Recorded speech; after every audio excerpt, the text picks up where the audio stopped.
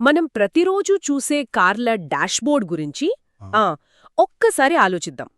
Car లోపల ఇంజిన్లో ఏదైనా సమస్య ఉంటే వెంటనే ఆ డాష్బోర్డ్ మీద ఒక చిన్న రెడ్ లైట్ వెలుగుతుంది కదా. అవును, ఖచ్చితంగా వెలుగుతుంది. అంటే మనం ఇంజిను విప్పి చూడకపోయినా సరే ఆ లైట్ చూసి లోపల ఏదో పెద్ద సమస్య ఉందని వెంటనే అర్థం చేసుకుంటాం.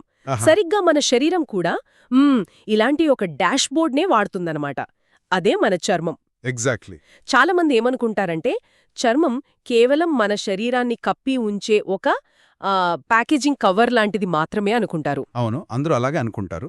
కానీ నిజానికి మన లోపలి ఆరోగ్య స్థితిని, గతంలో జరిగిన గాయాలను లేదా భవిష్యత్లో రాబోయే క్యాన్సర్ లాంటి ముప్పులను ముందుగానే పసిగట్టి చెప్పే అద్భుతమైన అలారం సిస్టమే చర్మం. నిజమే. సో ఈరోజు మనం చేయబోయే ఈ లోతైన విశ్లేషణలో చర్మంపై వచ్చే చిన్న చిన్న మచ్చలు, రంగులు, అలాగే కణితుల వెనక ఉన్న ఆశ్చర్యకరమైన సైన్స్ను డీకోడ్ చేద్దాం. మన మూలాల ద్వారా శరీరంలోని రోగనిరోధక వ్యవస్థతో, లోపలి అవయవాలతో చర్మానికున్న ఆ సీక్రెట్ కనెక్షన్లను బయటికి తీద్దాం. మ్మ్. ఈ ప్రాణంలో మనం గమనించాల్సిన మొదటి విషయమేంటంటే చర్మం ఎప్పుడూ ఒకేసారి 2 యుద్ధాలు చేస్తుంటుంది. 2 యుద్ధాలా? అంటే అవును, ఒకవైపు బయటి పర్యావరణంతో, ముఖ్యంగా సూర్యరశ్మిలాంటి వాటితో పోరాడుతూనే ఉంటుంది. మరోవైపు శరీరం లోపలేం జరుగుతోందో అనే సమాచారాన్ని మనకందిస్తుంది. చర్మంపై కనిపించే ప్రతి చిన్న మార్పు వెనుక ఒక స్పష్టమైన కారణం, అంటే ఒక సెల్యులార్ మెకానిజం ఉంటుంది. ఇంట్రెస్టింగ్.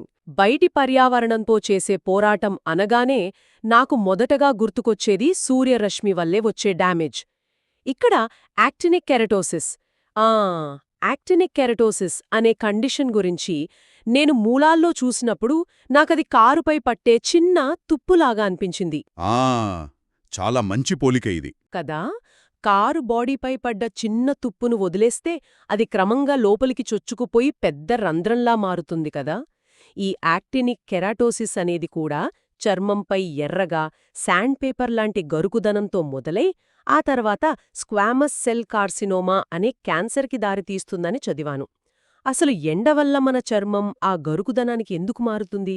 ఏంటంటే సూర్యుడి నుండి వచ్చే అల్ట్రావైలెట్ కిరణాలు, అంటే యూవీ కిరణాలు నేరుగా చర్మ కణాలలోని డిఎన్ఏను దెబ్బతీస్తాయి.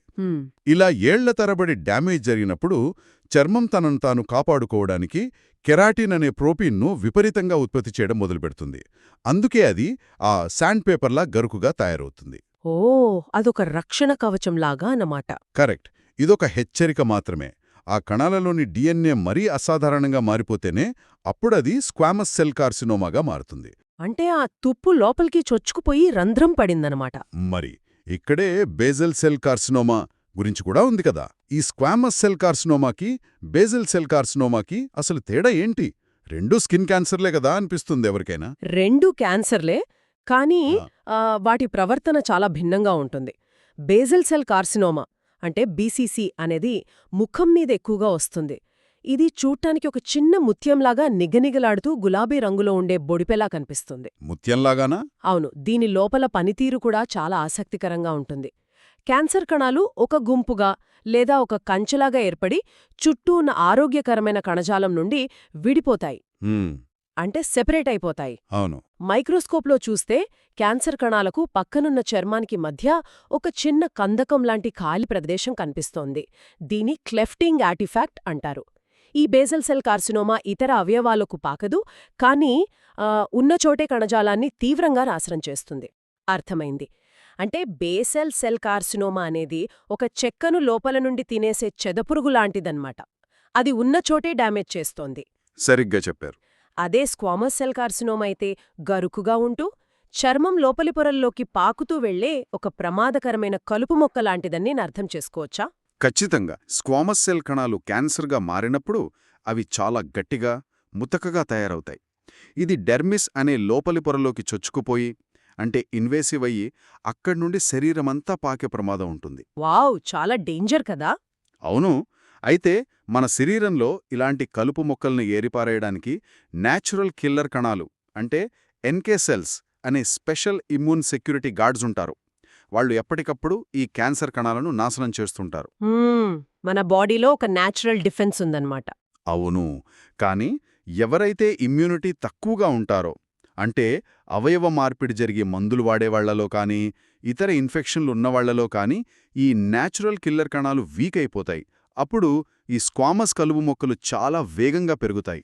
అబ్బా, అంటే మన బాడీ సెక్యూరిటీ సిస్టమ్ పటిష్టంగా ఉన్నంత వరకే మనం ఆ బయటి డ్యామేజ్ని తట్టుకోగలం. సరే, మరి మన శరీరానికి ఏదైనా గాయమైనప్పుడు జరిగే హీలింగ్ ప్రాసెస్ గురించి ఆలోచిస్తే చెప్పండి. గాయం మానడానికి టీజీఎఫ్ బీటా అంటే ట్రాన్స్ఫార్మింగ్ గ్రోత్ ఫ్యాక్టర్ బీటా అనేది ఒక కమాండర్ లాగా పనిచేస్తుందని అంటారు కదా. కానీ కెలాయిడ్స్ అనే కండిషన్లో ఆ గాయం మానాక కూడా మచ్చ అక్కడితో ఆగకుండా కణుతులలాగా బయటకు ఉబుకుతూ వస్తుంది. అవును, వస్తుంది. నాకర్థం కాందేంటంటే గాయం మాన్పడమనే పని పూర్తయ్యాక కూడా శరీరం ఎందుకు ఆ ప్రాసెస్ని ఆపలేకపోతోంది? ఇది చాలా మంచి ప్రశ్న. గాయమైనప్పుడు ఫైబ్రోబ్లాస్ట్లు అనే కణాలు కొల్లాజన్ను ఉత్పత్తి చేసి ఆ గాయాన్ని మూసేయాలి. ఈ కొల్లాజన్ అంటే ఒక రకమైన సిమెంట్ లాంటి పదార్థమే కదా? అవును, సిమెంట్ లాంటిదే. ఈ పని చెయ్యమని ఫైబ్రోబ్లాస్ట్లకు ఆర్డర్స్ ఇచ్చేదే ఈ టీజీఎఫ్ బీటా. సాధారణ పరిస్థితుల్లో గాయం మూసుకుపోగానే ఆ కమాండర్ తన ఆర్డర్స్ని ఆపేస్తాడు. స్విచ్ ఆఫ్ అయిపోతుంది. కరెక్ట్. కానీ కెలాయిడ్స్ వచ్చే వ్యక్తుల్లో ఏమవుతుందంటే ఆ కమాండర్ స్విచ్ ఆఫ్ అవ్వడు. ఆ టీజీఎఫ్ బీటా ప్రోటీన్ పరిమితికి మించి పనిచేస్తూనే ఉంటుంది. దానివల్ల ఆ ఫైబ్రోబ్లాస్ట్లు అవసరం లేకపోయినా కొల్లాజన్ను ఉత్పత్తి చేస్తూనే ఉంటాయి. చివరికి ఆ కొల్లాజన్ అంతా పేరుకుపోయి అసలు గాయం సరిహద్దులను దాటేసి ఒక పెద్ద కెలాయిడ్లాగా ఏర్పడుతుంది. వావ్! అంటే ఆపే స్విచ్ పాడైపోయిన ఒక సిమెంట్ ఫ్యాక్టరీ లాంటిదన్నమాట. కంటిన్యూస్గా సిమెంట్ ప్రొడ్యూస్ చేస్తూనే ఉంటుంది. అవును, సరిగ్గా ఇలాంటిదే మరో పరిస్థితి కూడా ఉంటుంది. దాన్నే గ్రాన్యులోమాటస్ ఇన్ఫ్లమేషన్ అంటారు. ఓ, ఇదెలా జరుగుతుంది? పెట్టినట్లు లాక్ చేస్తాయి. ఒక గోడ కట్టేస్తాయన్నమాట. అవును, కానీ ఈ ఇన్ఫ్లమేషన్ దీర్ఘకాలం పాటు అలాగే ఉండిపోతే ఆ అవయవం యొక్క సాధారణ పనితీరు దెబ్బతింటుంది. అబ్బా, బయటికి కనిపించే ఒక చిన్న మచ్చ వెనుక లేదా ఒక గాయం మానడం వెనుక ఎంత సెల్యులార్ డ్రామా ఉందో కదా అనిపిస్తోంది. ఇదంతా చర్మం పైపోరల్లో లేదా బయటి వాతావరణం వల్ల జరిగేది. అవును, కాని లోపల అవయవాల్లో ఏదో అనారోగ్యముంటే చర్మం దాన్ని రంగుల ద్వారా, మచ్చల ద్వారా ఎలా చూపిస్తోందో గమనిస్తే అసలు మతిపోతోంది. ఉదాహరణకు ఎకీమోసిస్ చూసుకుంటే గాయాల రంగులు మారడం. అవును, ఎక్కడైనా గట్టిగా దెబ్బ తగిలినప్పుడు చర్మం కింద రంగు మారుతుంది కదా. దీని రంగుల మార్పుని చూస్తే ఒక బయాలజికల్ టైమ్లాప్స్ క్యాలెండర్ని చూసినట్లు ఉంటుంది నాకు. ఖచ్చితంగా.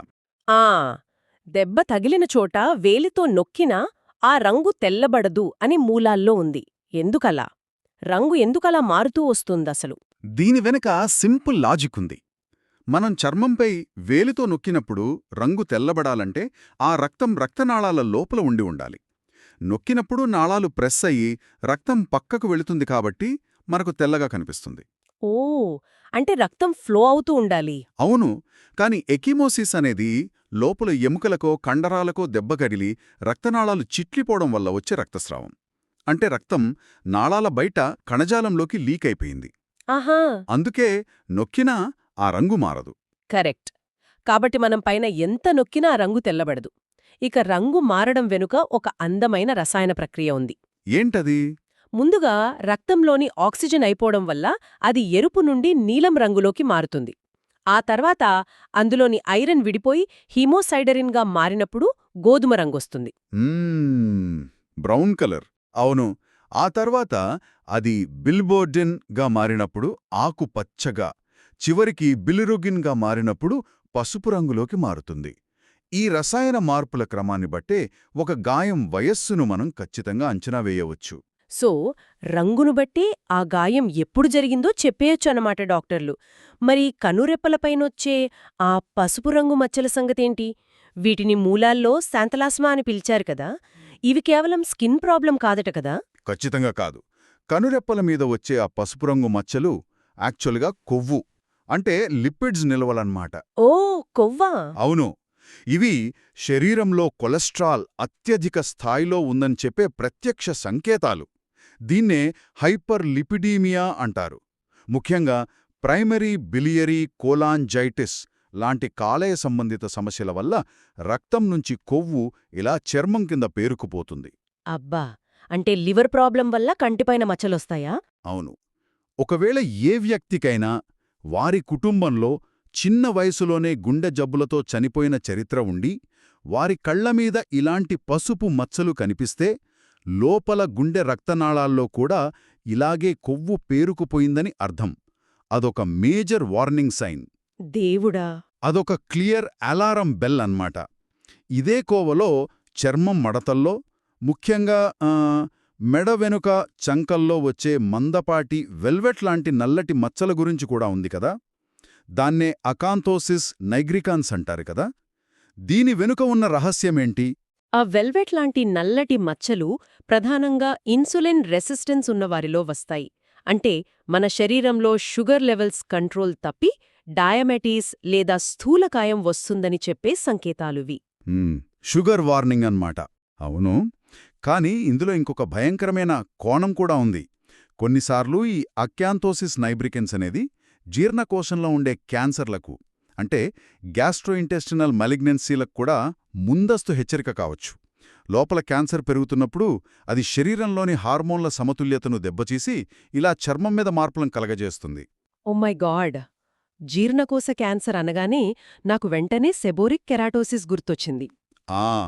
చర్మంపై ఎవరో అంటించినట్లుగా ఉండే గోధుమ రంగు మచ్చలు. అవును, మామూలుగా వయసు పైబడిన వాళ్లలో ఇవి సహజమే, దీనివల్ల ప్రమాదం లేదు అని విన్నాను. కాని ఇవి అకస్మాత్తుగా అతి తక్కువ కాలంలో శరీరమంతా వ్యాపిస్తే దాన్ని లెసర్ ట్రెలాట్ సైన్ అంటారని, అది కడుపులో గ్యాస్ట్రిక్ అడినోకార్సినోమా లాంటి క్యాన్సర్కి సంకేతమని మూలాల్లో ఉంది. కరెక్ట్, అదే లెసర్ ట్రెలాట్ సైన్. ఇక్కడ నా బుర్ర తోల్చేస్తున్న ప్రశ్న ఏంటంటే, అసలు కడుపులో ఏ జీర్ణకోశంలోనో క్యాన్సర్ ఉంటే చర్మం మీద ఈ మచ్చల వర్షం ఎందుకు కురుస్తుంది? ఈ కనెక్షన్ ఎలా ఏర్పడుతుంది అంటారా? ఈ కనెక్షన్ అర్థం చేసుకోవాలంటే మనం క్యాన్సర్ కణాలు ఎలా ప్రవర్తిస్తాయో చూడాలి. కడుపులో క్యాన్సర్ పెరిగేటప్పుడు అది తన చుట్టూ ఉన్న రక్తనాళాలను పెంచుకోవడానికి, వృద్ధి చెందడానికి కొన్ని ప్రత్యేకమైన రసాయనాలను విడుదల చేస్తుంది. వాటిని గ్రోత్ ఫ్యాక్టర్స్ అంటారు. ఓకే. ఈ గ్రోత్ ఫ్యాక్టర్స్ కేవలం ఆ కడుపులోనే ఆగిపోవు. అవి రక్తంలో కలిసిపోయి శరీరమంతా తిరుగుతాయి. అలా అవి చర్మానికి చేరుకున్నప్పుడు చర్మంలోని ఎపిడెర్మల్ కణాలను వేగంగా పెరగండి అని ఇవి అనవసరంగా ప్రేరేపిస్తాయి. అబ్బా, అంటే ఆ సిగ్నల్స్ చర్మానికి కూడా అందుతాయన్నమాట. అవును. ఆ ఓవర్ స్టిమ్యులేషన్ వల్లే సాధారణంగా వయసు పెరిగితే రావలసిన సిబోరిక్ కెరాటోసిస్ మచ్చలు అకస్మాత్తుగా వందల సంఖ్యలో బయటపడతాయి. లోపల కడుపులో రగులుతున్న క్యాన్సర్ మంటకు చర్మం మీద పడుతున్న నిప్పురవ్వలే ఈ Leser Trelat sign. Wow, that's amazing! బాడీలోని ఒక సిస్టమ్ ఇంకో సిస్టమ్తో కమ్యూనికేట్ చేసుకునే విధానం అసలు నమ్మశక్యంగా లేదు కదా. నిజమే. ఇక రక్తనాళాలకు సంబంధించిన వింతల గురించి కూడా మనం మాట్లాడుకుందాం.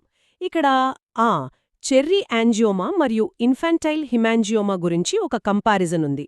రెండు ఎర్రటి మచ్చలే కదా. అవును, రెండు చూడటానికి ఒకేలా ఉంటాయి. చిన్నపిల్లల్లో వచ్చేవి వేగంగా పెరిగినా ఒక వయసొచ్చాక వాటంతటవే కరిగిపోయి మాయమవుతాయని ఉంది. అదే పెద్దవాళ్లల్లో వచ్చే చెర్రీ యాంజియోమస్ జీవితాంతం ఉండిపోతాయి, కరిగిపోవట. అసలు ఆ చిన్నపిల్లల శరీరానికి మాత్రమే ఈ కరిగించే సామర్థ్యం ఎందుకుంటుంది? ఎందుకంటే ఆ రెండు పరిస్థితులు చూడటానికి ఒకేలా ఉన్నా వాటి మూలాలు వేరు.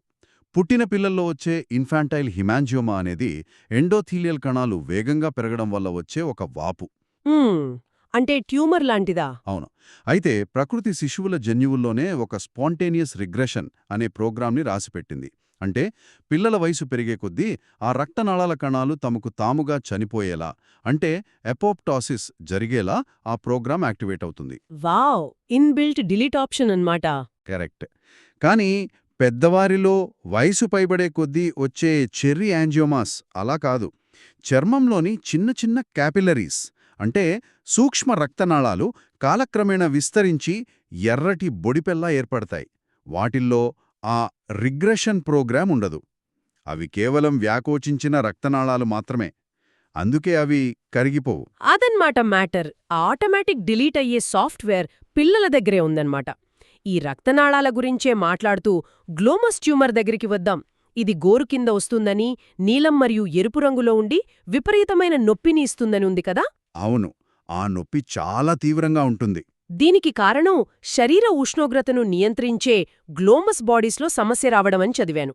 అంటే మన బాడీ టెంపరేచర్ని కంట్రోల్ చేసే థర్మోస్టాట్ పాడైపోతే వచ్చే ట్యూమరా ఇది? మీరన్న ఆ థర్మోస్టాట్ అనాలజీ దీనికి పర్ఫెక్ట్గా సరిపోతుంది. మన శరీర ఉష్ణోగ్రతను కాపాడటానికి చర్మం లోపల నాడీ వ్యవస్థతో అనుసంధానమై ఉన్న చిన్న చిన్న డర్మల్ గ్లోమస్ బాడీస్ ఉంటాయి. హ్మ్. చలిగా ఉన్నప్పుడు మన శరీరంలో వేడి బయటకు పోకుండా ఉండటానికి వీటిలోని కండర కణాలు ముడుచుకుంటాయి, వేడిగా ఉన్నప్పుడు వ్యాకోచిస్తాయి. ఆ కండర కణాలు అదుపు తప్పి కణితిలా మారితే వచ్చేదే ఈ గ్లోమస్ ట్యూమర్. ఓ. అందుకే చల్లటి నీళ్ళల్లో చేయి పెట్టినా లేదా వాతావరణంలో చిన్న మార్పొచ్చినా ఆ కణితిలోని కణాలు విపరీతంగా రియాక్ట్ అయ్యి భరించలేని నొప్పిని కలిగిస్తాయి. ఆ థర్మోస్టాట్ మెకానిజం పూర్తిగా షార్ట్ సర్క్యూట్ అయిపోయిందన్నమాట. ఉష్ణోగ్రత మారితే పెయిన్ రావడమనేది ఎంత విచిత్రమో కదా. మరి జన్యుపరంగా వచ్చే ఆస్లర్ వెబర్ 2 సిండ్రోమ్లో కూడా రక్తనాళాలే ఎఫెక్ట్ అవుతాయి కదా? అవును, దీన్నే హెరిడిటేరీ హెమరేజిక్ టెలాంజియాక్టాసియా లేదా హెచ్హెచ్టి అని అంటారు. ఇది వంశపారంపర్యంగా అంటే ఆటోసోమల్ డామినెంట్గా వస్తుంది. అంటే పేరెంట్స్ నుండి వస్తుందన్నమాట. అవును, ఈ కండిషన్లో చర్మం, పెదవులు, శ్వాసకోశ మరియు జీర్ణకోశ మార్గాల్లో రక్తనాళాలు ఉబ్బి చాలా బలహీనంగా మారిపోతాయి. దాన్నే టెలాంజియాక్టాసియాస్ అంటారు. ఆ నాళాల గోడలు ఎంత పల్చగా ఉంటాయంటే అవి ఎప్పుడైనా పగిలిపోవచ్చు. అబ్బా! అంటే ఎనీ టైం బ్లీడింగ్ అవ్వొచ్చా? ఖచ్చితంగా. అందుకే వీరికి తరచుగా ముక్కు నుండి రక్తం కారడం, లేదా లోపల గ్యాస్ట్రోఇంటెస్టినల్ బ్లీడింగ్ జరగడం, లేదా మూత్రంలో రక్తం రావడం లాంటివి జరుగుతాయి. ఓ, ఇది చాలా కష్టమైన పరిస్థితి. ఇక హెచ్ఐవి రోగుల్లో వచ్చే కాపోసి సార్కోమా మరియు రమ్ము క్యాన్సర్ చికిత్స తర్వాత వచ్చే యాంజియోసార్కోమా కూడా ఈ రక్తనాళాల సమస్యలే కదా? అవును, కాపోసి సార్కోమా అనేది ఒక వైరస్. అంటే HHV8 వల్ల వస్తుంది అని నాకర్థమైంది, ఎందుకంటే వాళ్లలో ఇమ్యూనిటీ తగ్గుతుంది కాబట్టి. కానీ యాంజియోసార్కోమా అనేది రేడియేషన్ చికిత్స తీసుకున్న తర్వాత లేదా దీర్ఘకాలికంగా లింఫ్ ద్రవం పేరుకుపోవడం అంటే లింఫెడేమా వల్ల వస్తోందని ఉంది. అసలు రేడియేషన్కి రక్తనాళాల క్యాన్సర్కి లింక్ ఏంటంటారు? ఇక్కడ ఒక చైన్ రియాక్షన్ ఉంటుంది. క్యాన్సర్ చికిత్సలో వాడే రేడియేషన్ అనేది కేవలం క్యాన్సర్ కణాలనే కాకుండా చుట్టుపక్కల ఉన్న లింఫ్ నాళాలను కూడా దెబ్బతీస్తుంది. ఆ లింఫ్ నాళాలు పాడైపోయినప్పుడు అక్కడ ద్రవం పేరుకుపోయి దీర్ఘకాలికంగా వాపు వస్తుంది. ఆ వాపు వల్ల ఏం జరుగుతుంది? ఈ దీర్ఘకాలిక వాపు కారణంగా ఆ ప్రాంతంలోని రక్తనాళాల కణాలు తీవ్రమైన ఒత్తిడికి మరియు క్రానిక్ ఇన్ఫ్లమేషన్కు గురవుతాయి. సంవత్సరాల తరబడి ఆ ఒత్తిడి ఉన్నప్పుడు కణాలలోని DNA డ్యామేజ్ అయ్యి అది యాంజియోసార్కోమా అనే క్యాన్సర్గా మారుతుంది. ఓ, దట్ మేక్స్ సెన్స్. ఇదంతా ఒక సైకిల్ లాగా కనెక్ట్ అయి ఉందన్నమాట. ఇక పుట్టుకతో వచ్చే మార్పుల్లో నాకైతే యాక్సెసరీ నిప్పుల్స్ లేదా అదనపు చెనుమొనలు అనే విషయం చాలా ఆసక్తిగా అనిపించింది. అసలు మామూలు ప్రదేశంలో కాకుండా శరీరంలో ఎక్కడ పడితే అక్కడ ఇవెలా వస్తాయి? ఇది అర్థం కావాలంటే మనం మనిషి పిండ దశలోకి అంటే ఎంబ్రియాలజీలోకి వెళ్ళాలి. తల్లి కడుపులో పిండం ఎదుగుతున్న ప్రారంభ దశలో చంక నుండి గజ్జల వరకు 2 వైపులా ఒక మ్యామరీ రిడ్జ్ అనే లైన్ ఏర్పడుతుంది. ఓకే. సాధారణంగా శిశువు ఎదుగుతున్న కొద్దీ కేవలం ఛాతీ భాగంలో మాత్రమే చనుమొనలు మిగిలిపోయి మిగతా లైన్ అంతా అదృశ్యమైపోతుంది. కాని కొంతమందిలో ఆ లైన్ పూర్తిగా మాయం కాక ఆ ట్రాక్లో ఎక్కడో ఒక దగ్గర కొద్దిగా కణజాలం మిగిలిపోతుంది. అదే అదనపు చనుమొనగా మారుతుంది. ఓ, ఇలా జరుగుతుందా? అవును, ఇందులో ఆశ్చర్యకరమైన విషయమేంటంటే ఈ అదనపు కణజాలం కూడా హార్మోన్ల మార్పులకు స్పందిస్తుంది. అందుకే ప్రెగ్నెన్సీ సమయంలో కానీ పీరియడ్ సమయంలో కానీ ఇవి మామూలు చనుమొనల్లాగే నొప్పిగా అనిపించవచ్చు. అదొక ఎవల్యూషనరీ గ్లిచ్ లాంటిదన్నమాట కదా. సరే, ఇక మనం ఈ విశ్లేషణలో అత్యంత కీలకమైన ప్రాణాంతకమైన మెలనోమా గురించి మాట్లాడుకుందాం. సాధారణ పుట్టుమచ్చలుంటాయి, అలాగే ఈ మెలనోమా కూడా ఒక మచ్చలాగే మొదలవుతుంది అంటారు. రెండింటికి తేడా ఎలా తెలుస్తుందసలు? సాధారణ పుట్టుమచ్చలు డెర్మిస్, ఎపిడెర్మిస్ పొరలలో ఒక క్రమపద్ధతిలో ఉంటాయి. వాటి రంగు అంతటా ఒకేలా ఉండి అంచులు స్పష్టంగా సమతుల్యంగా ఉంటాయి. సిమెట్రిక్గా ఉంటాయి. అవును, కానీ మెలనోమా అనేది అత్యంత తీవ్రమైన క్యాన్సర్. ఇది ఎటువంటి లక్షణాలు లేకుండా సంవత్సరాల పాటు అలానే ఉండి అకస్మాత్తుగా ఇతర అవయవాలకు వ్యాపిస్తుంది. దీని అంచులు వంకర్లు తిరుగుంటాయి మరియు ఒకే మచ్చలో రకరకాల రంగులుంటాయి. ఆ మెలనోమా మచ్చల్లో ఉండే ఈ రంగులను చర్మంపై జరుగుతున్న ఒక రియల్ టైం యుద్ధపటం అంటే ఒక వార్ మ్యాప్తో పోల్చొచ్చని నాకనిపిస్తోంది. మూలాల్లో చూస్తే ఆ రంగుల వెనుక పెద్ద కథే ఉంది. ఒకటే మచ్చలో తెలుపు, ఎరుపు, నలుపు రంగులు ఎందుకుంటాయి? అవును, మీరన్నట్టు అదొక అద్భుతమైన వార్ మ్యాప్. ఆ మచ్చలో తెలుపు లేదా బూడిద రంగు ఉందంటే మన సైటోటాక్సిక్ టీ కణాలు క్యాన్సర్ను గుర్తించి వాటితో పోరాడి గెలుస్తున్నాయనర్థం. అంటే మన ఇమ్యూనిటీ గెలుస్తుందన్నమాట. కరెక్ట్. అంటే క్యాన్సర్ కణాలను చంపేయడం వల్ల ఆ ప్రాంతంలో రంగుపోయి తెలుపుగా మారుతుంది. ఇక ఎరుపు రంగుంటే అక్కడ రక్తనాళాలు ఉబ్బి యుద్ధం తీవ్రంగా జరిగి ఇన్ఫ్లమేషన్ జరుగుతోందని అర్థం. ఇక మూడవది గోధుమ లేదా నలుపు రంగు. ఇది ప్రమాదమేమో కదా? చాలా ప్రమాదం. ఇది ఉంటే క్యాన్సర్ కణాలు అంటే మ్యాలిగ్నెంట్ మెలనోసైట్స్ మన రోగనిరోధక వ్యవస్థను దాటుకుని చాలా వేగంగా వృద్ధి చెందుతున్నాయని అర్థం. అంటే ఆ మచ్చ లోపలే ఒక వార్ జరుగుతోందన్నమాట, కళ్ల ముందే. మరి దీని ప్రమాదాన్ని ఎలా కొలుస్తారు డాక్టర్లు? బ్రెస్లో థిక్నెస్ అనేది చాలా ముఖ్యమని విన్నాను. అవును, క్యాన్సర్ అనేది చర్మం పైన అడ్డంగా విస్తరిస్తున్నంత కాలం అది ఇతర అవయవాలకు వ్యాపించే ప్రమాదం కొంచెం తక్కువే. కాని ఎప్పుడైతే ఇది నిలువుగా చర్మం లోపలికి పెరగడం మొదలుపెడుతుందో అప్పుడు ముప్పు పెరిగిపోతుంది. ఓ, నిలువుగా పెరిగితే డేంజర్ అన్నమాట. అవును, ఇది చర్మం లోపలికి ఎంత లోతుకు వెళ్ళింది అని మిల్లీమీటర్లలో కొలిచే కొలతనే ఈ బ్రెస్లో థిక్నెస్ అంటారు. ఇది ఎంత లోతుగా ఉంటే క్యాన్సర్ రక్తనాళాలకు అంత దగ్గరవుతుంది. అంటే ఇతర అవయవాలకు వ్యాపించే ప్రమాదం అంత ఎక్కువ అనర్థం. ఇతర అవయవాలకు వ్యాపించడం అన్నప్పుడు నాకు వెంటనే మెదడు గుర్తొచ్చింది. ఊపిరితిత్తులు, కిడ్నీ క్యాన్సర్ల లాగానే ఈ చర్మ క్యాన్సర్ కూడా నేరుగా బ్రెయిన్కి టార్గెట్ చేస్తుందంటారు కదా, ఎందుకు? చర్మానికి మెదడుకి ఏంటి సంబంధం? ఇవి రెండు వేర్వేరు అవయవాలుగా కనిపించినా నిజానికి వీటి మూలం ఒక్కటే. అవునా? అవును, చర్మానికి రంగునిచ్చే మెలనోసైట్స్ అనే కణాలు పిండం ఎదుగుతున్న దశలో న్యూరల్ క్రెస్ట్ సెల్స్ అనే నాడీ కణజాలం నుండి పుడతాయి. మన మెదడు మరియు నాడీ వ్యవస్థ ఏర్పడేది కూడా సరిగ్గా ఇక్కడ్నుండే. వావ్! అంటే వీటికి పుట్టుకతోనే ఒక బలమైన కనెక్షన్ ఉంది. మెలనోమా కణాలు రక్తంలోకి ప్రవేశించగానే అవి తమ పుట్టినిల్లు లాంటి మెదడు కణజాలాన్ని చాలా సులువుగా గుర్తించి అక్కడికి చేరుకుంటాయి. అందుకే ఈ క్యాన్సర్ మెదడుకు అంత వేగంగా వ్యాపిస్తుంది. అబ్బా! పుట్టుకతో వచ్చిన ఆ కనెక్షన్ క్యాన్సర్ స్ప్రెడ్ అవ్వడానికి దారి చూపిస్తుందన్నమాట. సరే, ఇప్పుడు దీని డయాగ్నోసిస్ మరియు చికిత్స గురించి చూస్తే డాక్టర్లు కొన్ని బయోకెమికల్ మార్కర్స్ వాడతారు కదా? S100, HMB45 లాంటివి. అవి ఈ మెలనోమా కణాలకు ఒక రకమైన కెమికల్ ఫింగర్ ప్రింట్స్ లాంటివి అని నాకు అర్థమైంది. అవును, ఖచ్చితంగా. కానీ నా అసలు సందేహం PD1 రిసెప్టర్ దగ్గర వచ్చింది.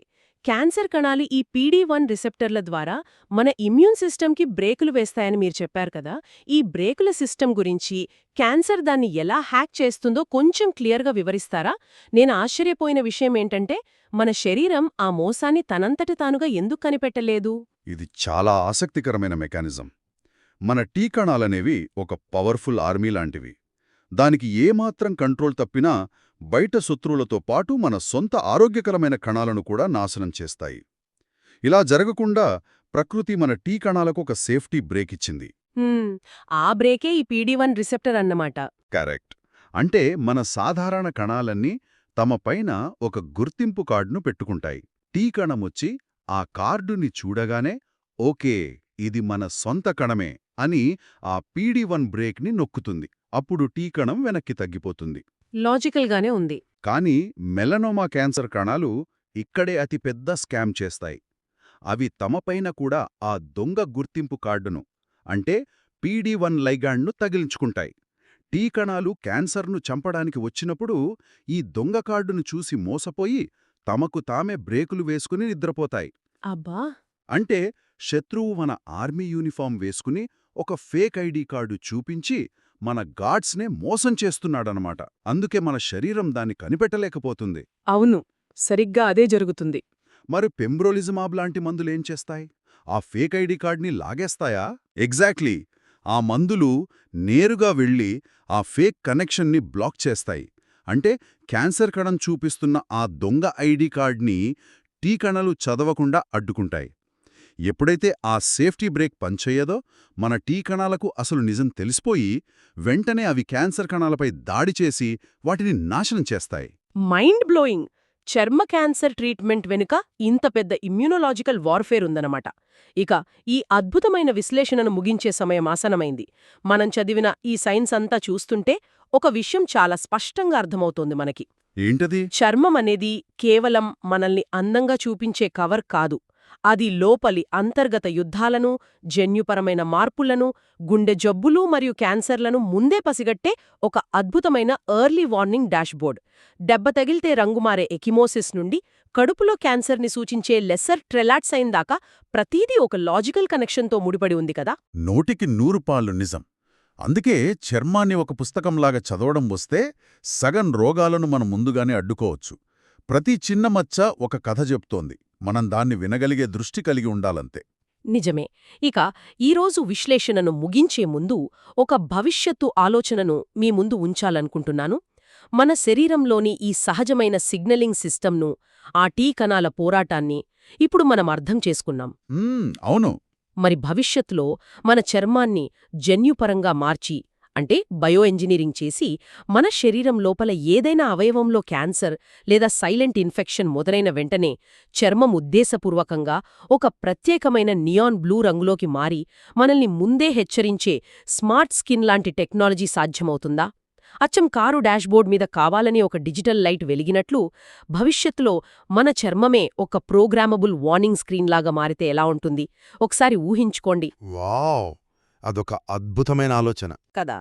ఈ ఆసక్తికరమైన ప్రశ్నతో ఈనాటి మన విశ్లేషణను ఇక్కడితో ముగిద్దాం.